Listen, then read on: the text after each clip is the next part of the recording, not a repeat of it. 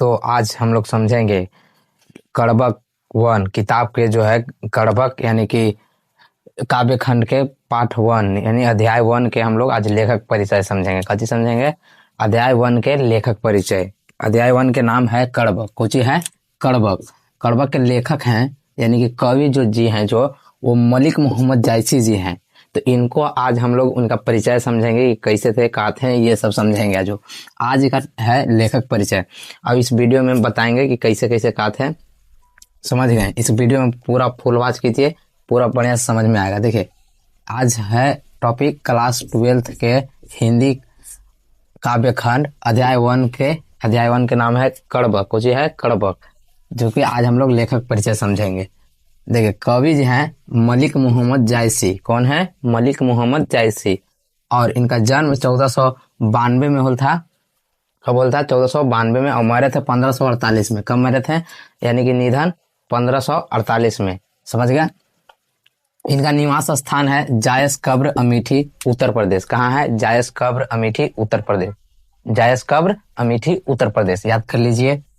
पिता का नाम है मलिक शेख ममरेज। काचे है नाम? मलिक शेख ममरेज। 102 बार याद करिए, मलिक शेख ममरेज। मलिक मोहम्मद जायसी के पिताजी हैं, है ना। अब इनके गुरु हैं सूफी संत शेख मोहिदी और सैयद अशरफ जहांगीर। को जी कौन कौन है? तो सूफी संत जो है कि शेख खेत मोहिदी और सैयद अशरफ जहांगीर, ये हैं गुरु।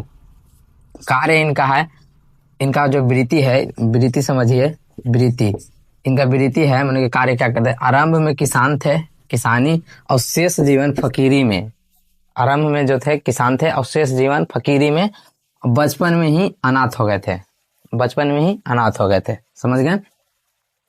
मलिक मोहम्मद जायसी जी। अब देखिए व्यक्तित्व यानी कि कैसे आदमी थे। व्यक्तित्व माने कैसे आदमी थे, इनको समझिए। आइए। चेचक के कारण रूपहीन यानी कि काला रंग, और बायां यानी कि बायां बोले तो लेफ्ट, आंख और कान दोनों से वंचित है। माने कि बायां आंख और कान दोनों से, आंख और कान दोनों से वंचित थे। मानो कि आंख से नहीं दिखाई देता था और कान से सुनाई नहीं देता था। कौन? बायां आंख से। समझे? अब अपने आप को जो समझते थे रूपहीन, कुछ समझते थे रूपहीन। अब मृदुभाषी, मानसवी और स्वभाव के थे, मतलब बहुत ही शांत स्वभाव के थे। मृदुभाषी मैंने शुद्ध शुद्ध बोलते थे। समझ गए? और देखिए कृतियां जो है बहुत ही इंपॉर्टेंट है, इनको याद करना बहुत ही जरूरी है। एक बार में याद कीजिए। देखिए इनका पहला है पद्मावत। पद्मावत, अखरावट, चित्ररेखा, आखिरी कलाम, चंपावत, होलीनामा, इतरावत। पद्मावत, अखरावट, चित्ररेखा, आखिरी कलाम, चंपावत, होलीनामा, इतरावत, ये जो है कृतियां हैं। कौन सी हैं? कृतियां। इनको याद करना बहुत ही जरूरी है। इसमें से कोई भी पूछा जाता है, ये बहुत मोस्ट इंपोर्टेंट में से हम लिखे हैं, जो कि याद कर लीजिए आप लोग। कोची फिर से देखिए, पद्मावत, अखरावत, चित्ररेखा, आखिरी कलाम, चंपावत, होलीनामा, इतरावत। याद हो गया?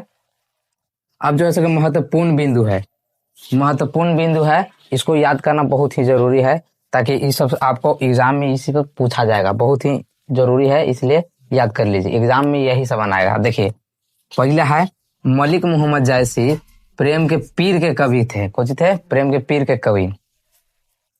और मलिक मोहम्मद जायसी प्रेम मार्गी कवि थे। कौन से थे? प्रेम मार्गी कवि। समझ गए? मलिक मोहम्मद जायसी अवधी भाषा के कवि थे। कहा? कैसे भाषा के? अवधी भाषा के। आपको ऑप्शन में बहुत सारे भाषा दिया जाएगा, लेकिन आपको मारना होगा अवधी भाषा।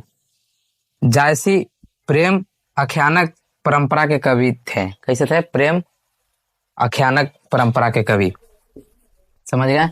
जायसी, पांचवा पॉइंट है, जायसी अपने आंख की तुलना दर्पण से करते हैं। को जिसे दर्पण से कहते हैं कि जो कि अपना आंख है दर्पण से करते हैं, जो साफ और स्वच्छंद दिखाता है, वैसी जो मलिक मोहम्मद जायसी जी देखते हैं सभी में, इसीलिए अपने आंख की तुलना दर्पण से करते हैं।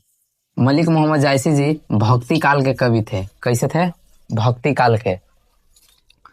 और सातवां पॉइंट है, कड़बक जो है पद्मावत से लिया गया है। कहां से? पद्मावत से लिया गया है।